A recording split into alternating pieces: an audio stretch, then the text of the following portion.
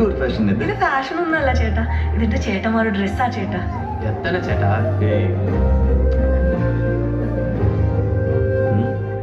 ഈ ഷൂവും കൂടെ ചുമ്മാ ഒരു ലുക്കിനിട്ടതാ ചേട്ടാ. ഞാൻ ഓക്കെ അല്ലല്ലോ, ഞാൻ തിരിച്ചു പോട്ടെ. തിരിച്ചു പോരിയാ? കോമ്പറ്റീഷൻ പാണ്ടിച്ചേരിലല്ലേ?